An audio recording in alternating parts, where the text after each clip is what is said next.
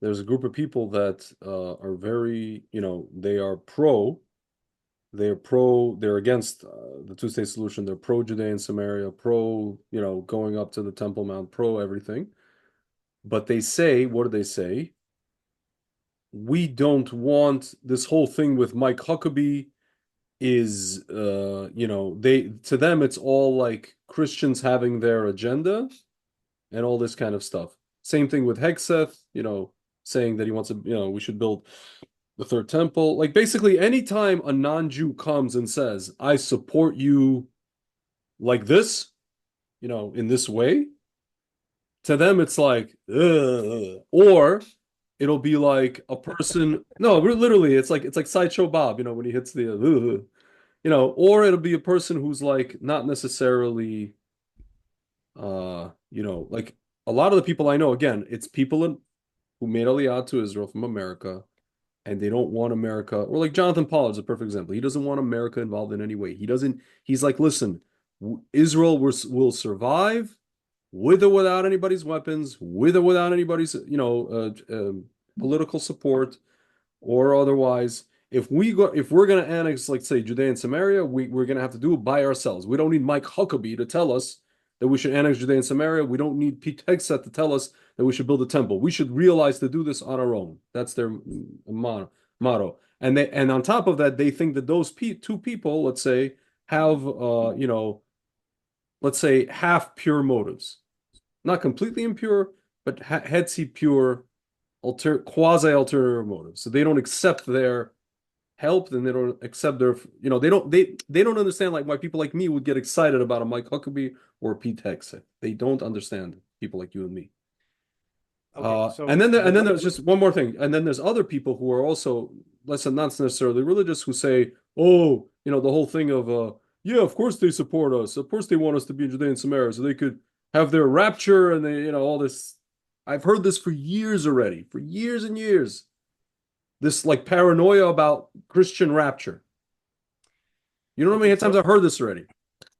I think that a lot of the people who you're describing, they can't quite verbalize what's really bothering them, but here let me verbalize it Yeah.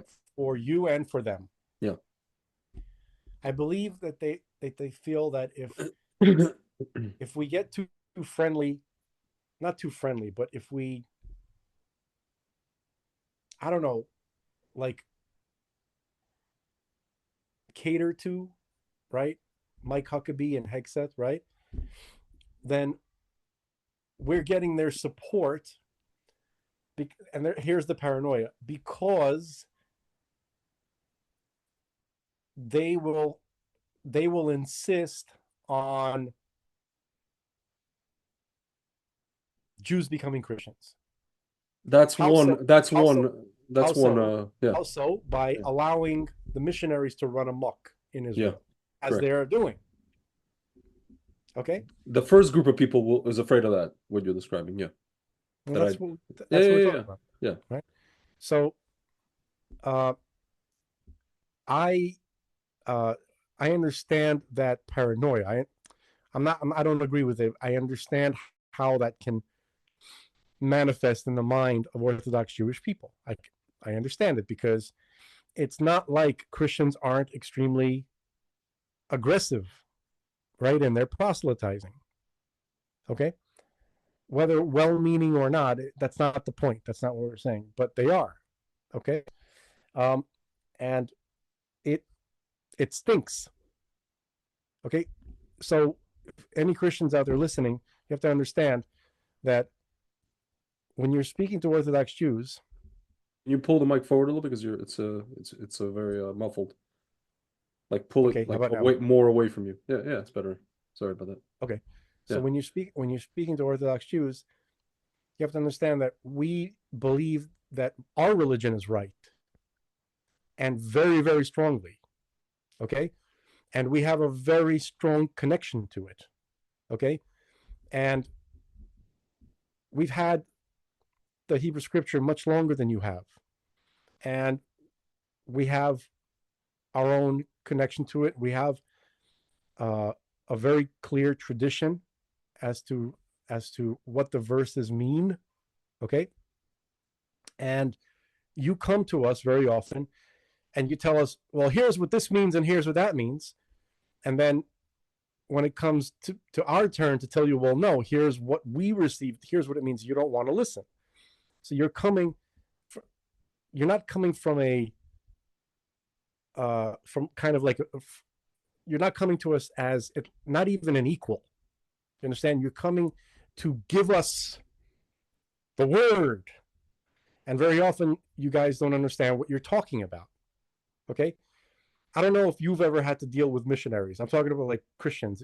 Have you ever had? The only time I've ever personally is if I'm in Jerusalem and I'm walking down, literally walking down the street, and there's like some person, just like a street preacher guy standing there, like, basically inviting people to come talk to him. That's when, you've seen like Rabbi Tovia Singer has spoken to these people on the streets, made videos, basically arguing with them and just, knocking their whole thing out of the water. But that's the only time I've ever encountered them personally.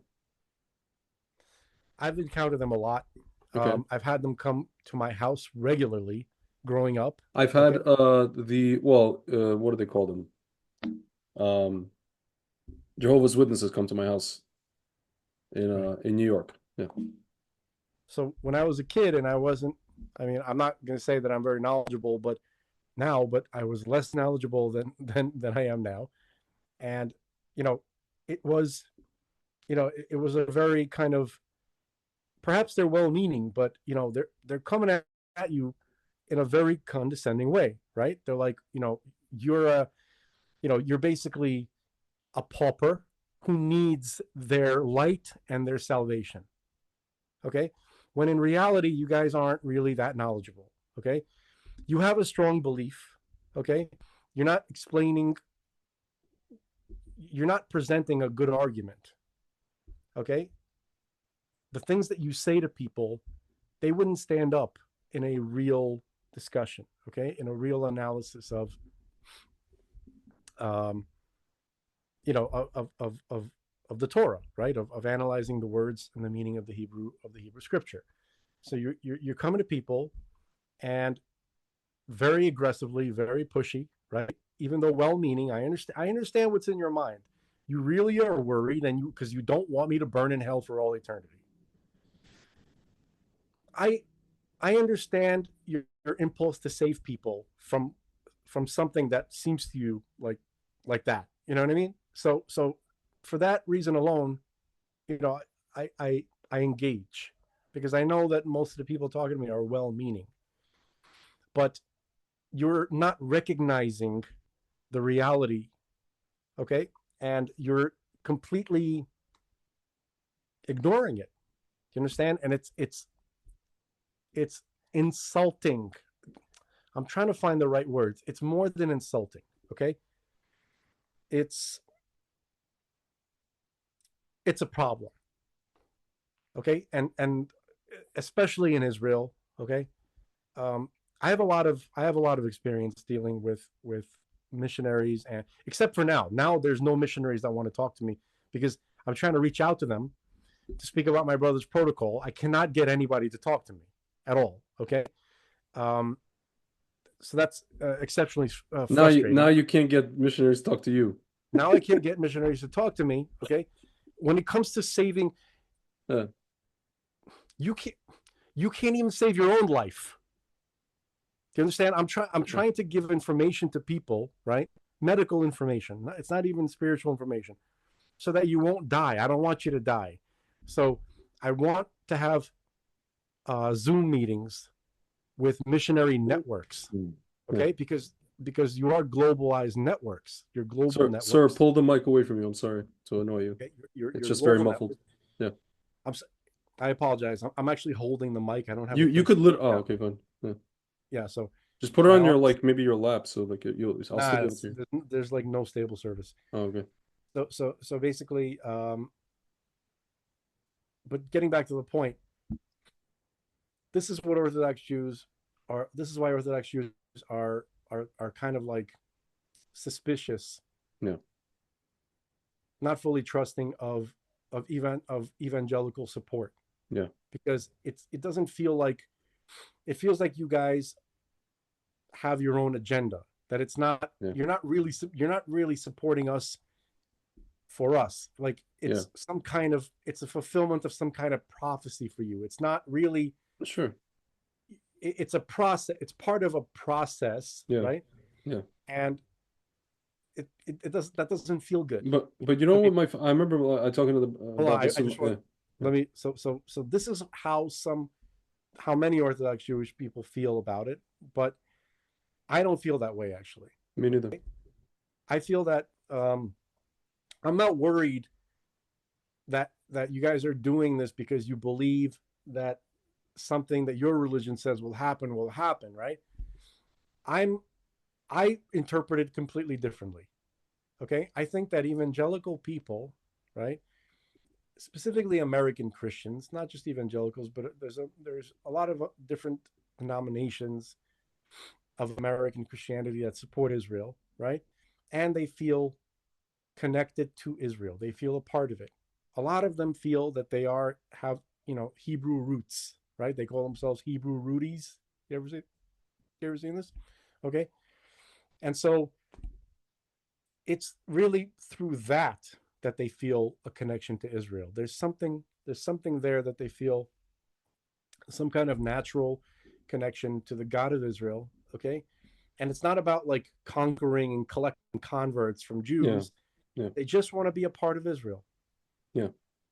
Okay, so a lot of Orthodox Jews are not aware of that. Yeah.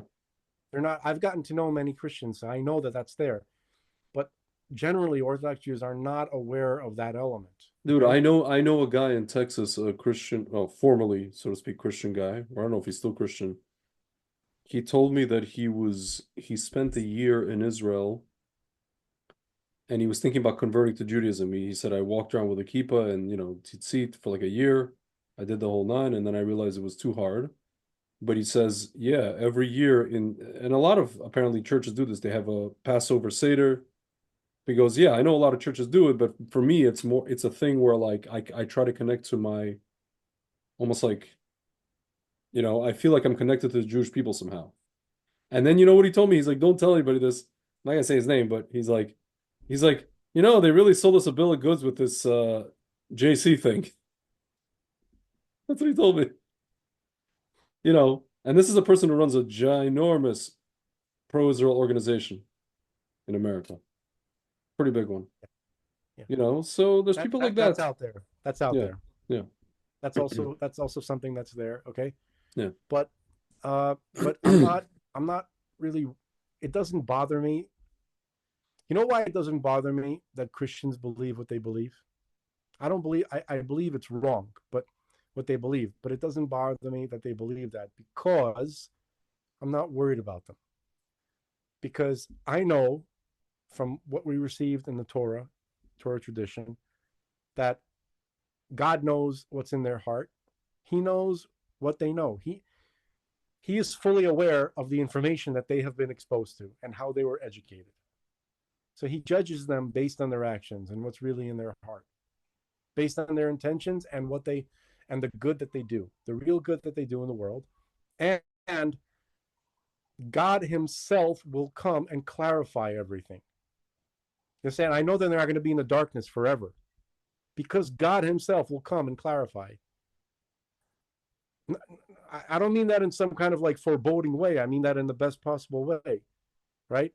Not through like harshness, but God will, he'll God will have to clarify himself to mankind in general, even to Jews, right? Like we have the closest approximation to the understanding of what God is based on what he said about himself, right? We've kept that information as best as a human being could, but that's not the end of the revelation. God will reveal himself openly to the world, so nobody will be wondering the real nature of God, right? God has already given us a lot of previews in the Torah, right? Deuteronomy chapter 6 verse 4. Hear, O Israel, the Lord our God, the Lord is one. Pull the mic away from yourself. I'm sorry. I don't really actually have that much more room. I'm keeping it No, I on. know. I'm just the closer it gets to you, the more muffled it gets. I'm just letting you. Okay, I'll keep it pressed up against the hamper, Yes, yes, which the just computer is is on yeah, top of. yes. Okay. Okay. So what I said was is that if you read the Hebrew scripture, God, he, you know, you got to read it in Hebrew, by the way, but even in English, you can get an inkling, right? Deuteronomy chapter 6, verse 4, right? God is telling Israel that he is one. Okay. He also says in the prophet Amos, he says, I am not a man. Okay. So there's a lot of information that God gave us about himself in in the Torah.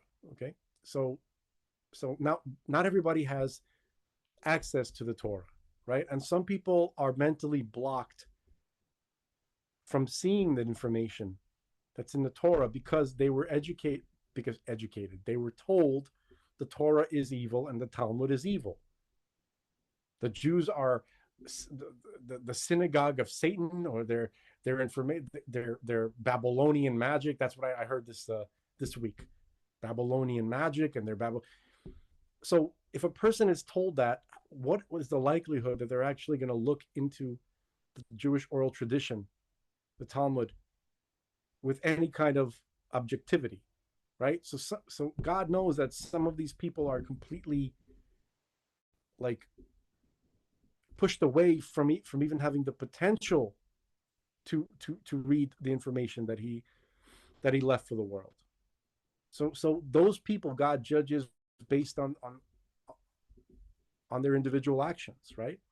Like he knows what they were taught, he knows how they were affected by it, and then in the future, soon, God willing, God will come and he'll explain himself. So I'm not worried. That's why I'm not worried for Christians. Now Christians think I'm going to burn in hell for all eternity. Okay, but I'm not worried about them. I'm talking about the good ones. I'm talking about the ones who it bothers them, right? They don't like the idea of me burning in hell for all eternity. I appreciate that. You guys, that's nice. It's nice that you know, I understand your intention is good. Okay, so but anyway, a lot. I think that Huckabee, people like Huckabee and people like Hegs. What's his name? I've never. I was not aware of his Hegseth. Hegseth, right? He was always on Fox News. I would see him on Fox News from time to I've been like, I have an aversion to Fox News. time. Same, yeah, I have an aversion to all of them, yeah, but Fox News to me yeah. is the worst. I'll explain why. Oh, the Because turncoats. they, you know, they they pose themselves as the ones who care about the Constitution Hmm. and conservatives, but you know they don't. They do not.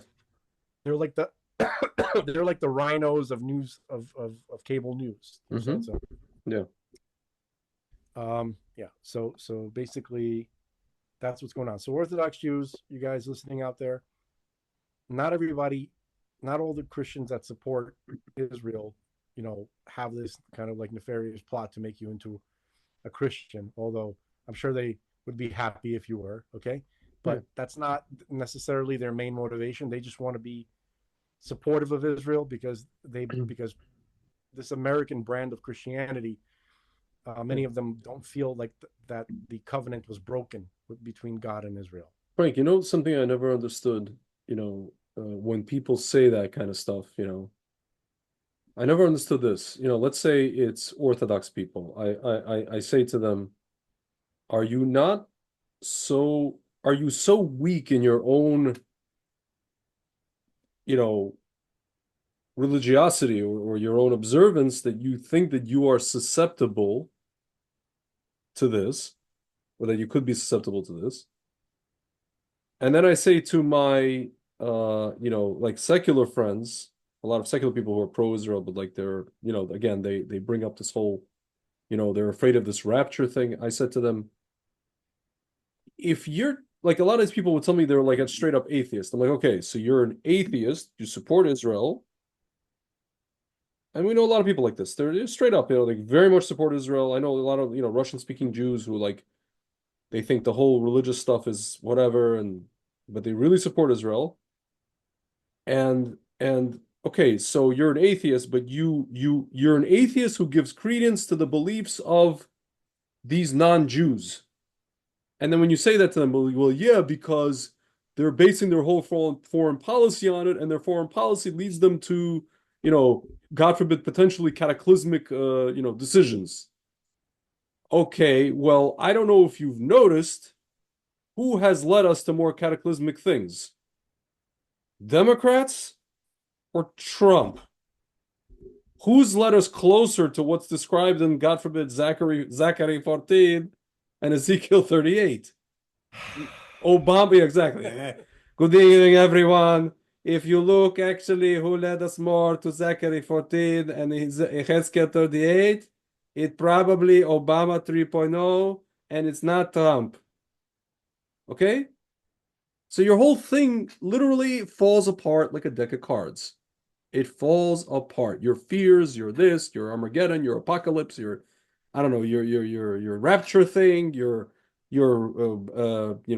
false motives thing, the proselytizing thing, the bringing they just want to build a temple because they want JC to come. My father, years ago, he said that to me. He's like, okay, let them think this. He said that, just like you say. Okay, let them think it. God is going to sort it out. He literally says that. So Orthodox Jews don't believe enough that God will sort it out. My father, who's like a secular quasi-traditional guy, believes that.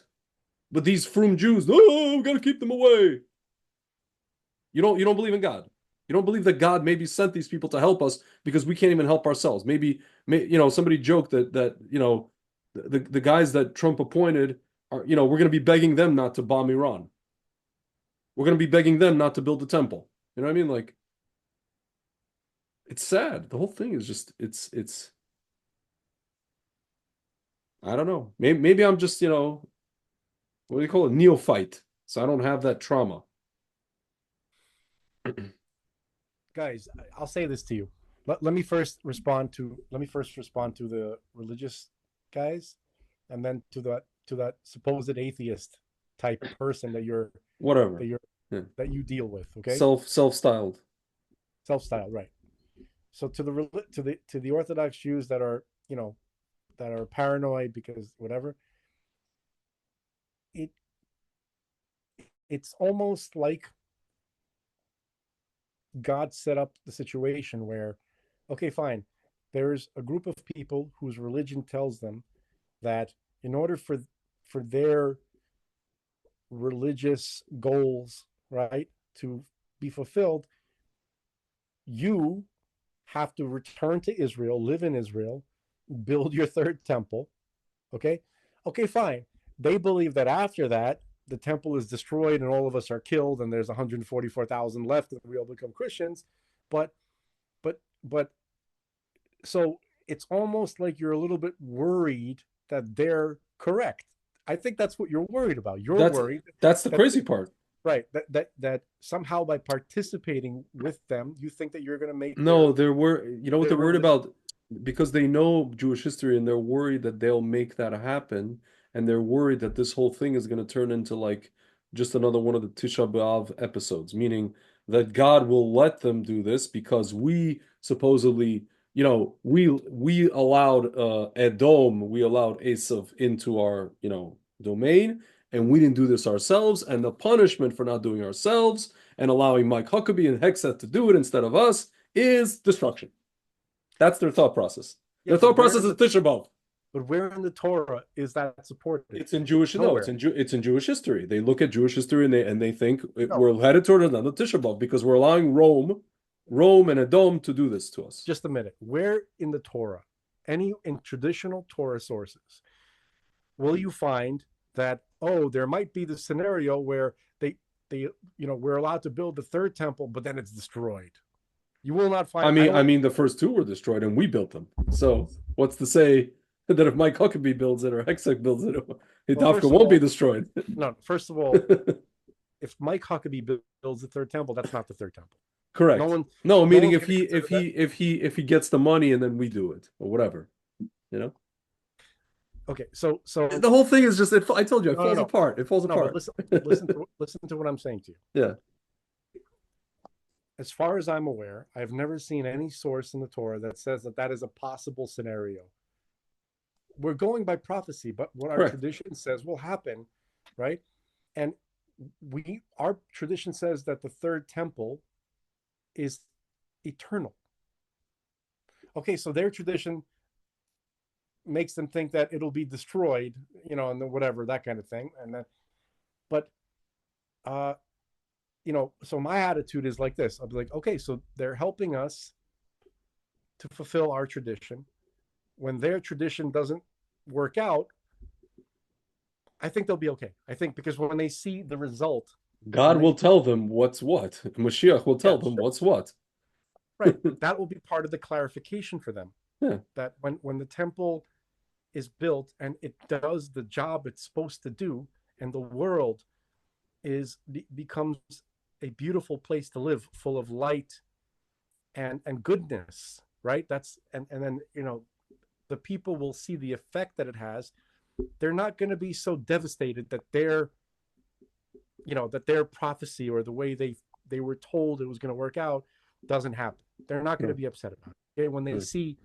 when they see the good that it does, because it's not about haha, my religion was right, and then you rub it in their faces, like when OJ won. Okay, like all the black people, like, oh Oh yeah, yeah, well, yeah, yeah. that's what I think. That's what some people are worried about. Some Justice. people, We get justice, man. right? No, the point of the third and eternal temple, right, is it's to have a home for God, right? To have a, it's a statement to God that humanity makes. It says, here is your house. Okay, we want you to be permanently in our world, and we want you to shine your influence upon the whole world. Okay, and so this is our statement to you. Please come. You keep whacking your microphone Oh, against sorry. damn it! Please. The So setup is just yeah. yeah, I know nothing is ideal, As but Russians like to say basically, new Dutch now. But, yeah, go yeah, on. humanity is saying that God, here's your permanent house. We never want you to leave again, and please shine the light of the Shekhinah upon the world forever. When they see that happen, they'll be okay with the house not being destroyed, and they'll be okay with most of the Jews not being annihilated. I don't believe they want to see that. I don't believe that. I believe that they were taught that it's a necessity for the best outcome. That's what they were thought. That's what they were taught. But then when they see that that's not necessary, I think they'll be okay. Okay, so it's a blessing to have assistance in something that we know is right, even if the people assisting us don't have the clearest picture about it. They mean well. Okay, they have their own idea of the outcome.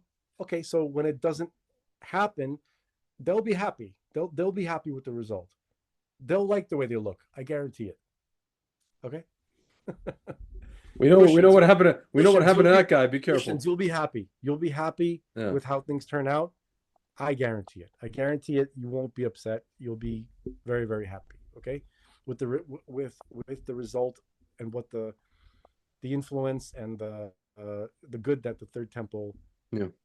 does to the world. Okay, It's just crazy to me, man. Like, you know, like Trump immediately appoints one ridiculously pro-Israel person after the next. And the ones who are not, like, Huckabee and Hegseth, they're okay, they're pro-Israel, but then everybody goes and they spin it as if the person is not pro-Israel, or, even Hegseth, they're like, oh, did you see his Deus Vult tattoo? Oh, it's like, that's a by the way, that's a Jerusalem tattoo. Like that's a correct. Well, it's Crusaders, no, it's right, but it's like it's like Christians who are like obsessed with Jerusalem, yeah, right? yeah, Like they feel whatever. If a yeah, person feels a connection to yeah, Jerusalem and yeah, they are Christian, that's where they're gonna end up, yeah, hanging out and kind of chilling in that vibe. yeah, Okay, yeah. So not necessarily, this is something I wanted to like talk to Ninja Alex about. He hates all the Jesuits Hmm. and he doesn't trust any Catholics and all that kind of stuff. Hmm. And he's a Christian guy. Uh, but I always wanted to ask him, like, is it really all of them? Like every last one? Hmm. Are there, you know, this is just a thought that I had. Are there any factions within, like, even the Jesuits that perhaps are not trying to like kill the Jews and destroy the Southern? It's entirely possible. It could be a more complicated story than even he. You know, I'm just curious to what he would say. But anyway, so that's what I would say to the Orthodox Yeah. warriors. Yeah. Okay. Now to the atheistic warrior. First of all, you're not really an atheist because you're an ignoramus. In my view, to be a real atheist, you have to be very familiar with the religion that you're atheisting against. Yeah. That's just my view. And most of them have no idea what they're talking about. They really, you know, they they they argue against a straw man, but they don't even know that it's a straw man. Like somebody Yeah. put up the straw man for them to knock down, and so you're not knocking me down. You're not knocking my faith down. You think you are, but you're not describing, the beliefs. You're attacking beliefs that really nobody subscribes Hmm. to, right? Um, so that's number one. Number two, what you don't understand is that in the halls of power in the world, everybody's religious, very religious. The people who you think are sober minded, science oriented statesmen are Gnostic cultists who are totally comfortable with you not being aware of that. You don't know that they're religious fanatics. You don't know that Hillary Clinton is a religious fanatic. You don't know that Klaus Schwab is a religious fanatic. You don't know that, all of those John people, Kerry, all the climate John, people. John Kerry, all of these people are deeply, deeply religious, dedicated, but their religion is Gnostic, which means Satanism. Okay, that's the real Satanism. Gnosticism is the real Satanism, and their religions, their adherence to uh, the religious traditions of Plato. Plato was a Gnostic fruitcake. Now, if you would bother reading um, Plato's works, right, you would you would find what he really feels about you, right? He described three tiers of society. Okay, the top tier, which nowadays, we call the king priest class, right? When we discuss Plato, right? He feels that those are the people who had all the sublime Gnostic gnosis. They knew, they were in the know, they were given the higher knowledge of the sublime spiritual realities, right? And they run things. And you, who call yourself an atheist, right? You're part of the third tier of society. You're a producer, meaning you're a worker, right? You're a worker bee. Okay, you don't need to know. They know. You don't need to know. You. It's better for them if you're an atheist. It's better for them if you think they're atheists, because you are not worthy of their sublime spiritual enlightenment. That's who you worship. That's these people who you call serious people, right? Who are not religious fanatics who are going to get us into a war, right? They are religious fanatics who are literally getting everybody into a war right now, right? The fact that you don't see that at this point shows that you are a very low information person. Okay, and and and and you're much more ignorant than most religious people. Okay, so if you if you notice, right, Trump, who um, is interested in a country which promotes basic biblical morality as described in the Hebrew scripture, right? He is trying to minimize, he's trying to keep people alive, right? Minimize death.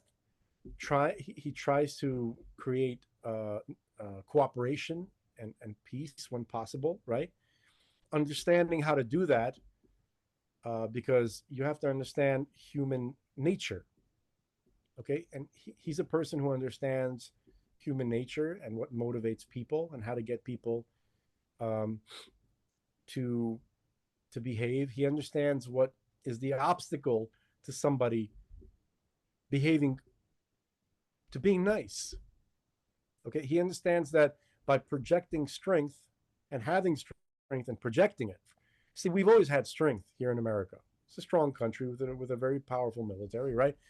But you but the evil people who have been in charge understand that by not projecting it, you're inviting aggression.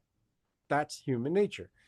If you don't have a person who understands that in leadership, then then the world will collapse, because unfortunately we're still in the stage of human consciousness where people will, we have enough people in the world who are very animalistic, and they will become aggressive when they see weakness. That's just that's just a fact, okay? And there are people who believe that, oh, if you just back down, if you put on a happy face and you become welcoming and you open people with open arms, then it'll be wonderful. No, unfortunately, that is not true. Unfortunately, there's hundreds of millions of people in the world who see that as a weakness to be exploited. Okay?